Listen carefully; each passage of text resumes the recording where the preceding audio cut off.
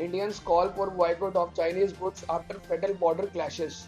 Since the deadly border clashes between India and China in the Himalayas that had left 20 Indian soldiers dead and 76 injured, Indians have called for a boycott on Chinese goods, and the Indian government has pledged to block investment and increase tariffs in China. The anti-protests have broken out all over India with pictures of Chinese leader set on fire. The fight on Monday night on a steep precipice along the disputed border in the mountainous region of Ladakh was the worst violence between India and China forces in the last 45 years. China has still not disclosed if it suffered any casualties. Indian government officials said they have planned to impose higher trade barriers and raise import duties on around 300 products from China.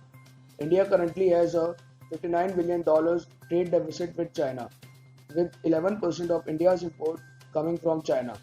The Indian Telecom Ministry ordered government telecom providers and other private companies to ban all future Chinese deals and equipment upgrades. Chinese companies will also be banned from participating in tenders for future projects, which is likely to include plans to upgrade 4G services in India.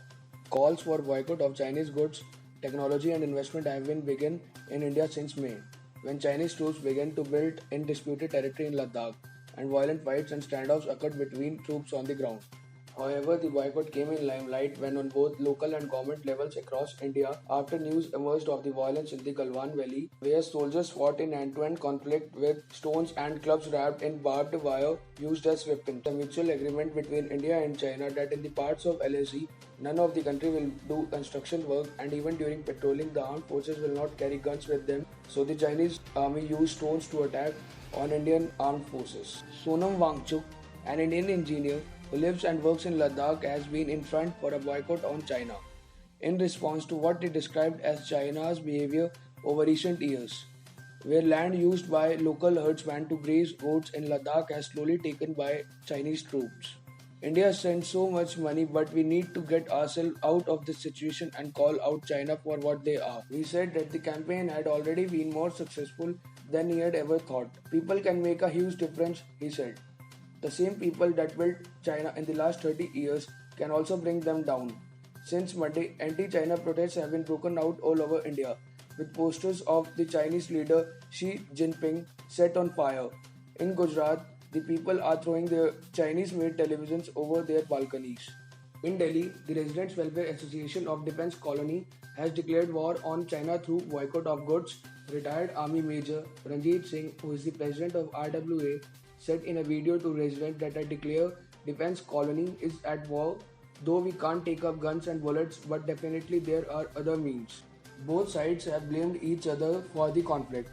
India claims that China carried out war on its forces, while China claims that Indian forces entered its territory on 3 occasions, but the satellite footage confirms that there had been a significant buildup of Chinese troops in areas they were previously absent over the few months. Satellite footage confirms buildup of Chinese troops on disputed border. The situation remains tense, while both India and China agreed to continue the process of discussions on Wednesday between Chinese and Indian Army generals. Confederation of All India Traders, a representative body of over 6 crore merchants, has intensified its call to boycott Chinese products by launching a nationwide online survey that why India should boycott them. This ongoing survey, which CIT claims has received a good response within few hours, also suggests that Chinese firms should withdraw investment in Indian startups. If this happens, India's technology startups are set to suffer in a major way. Chinese technology investors have invested around Rs 30,000 crore in the last 5 years in the Indian startups. Pressure was also building to cancel the contract given to a Chinese construction company to build an underground stretch of a new rapid rail project in Delhi, which will connect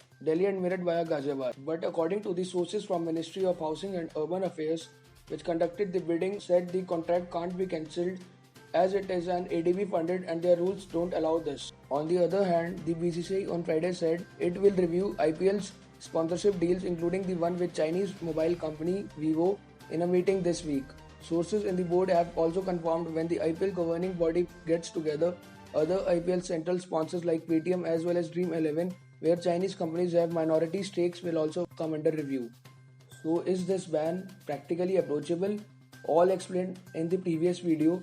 Link is in the description. In order to get more updated, do like, share and subscribe the channel.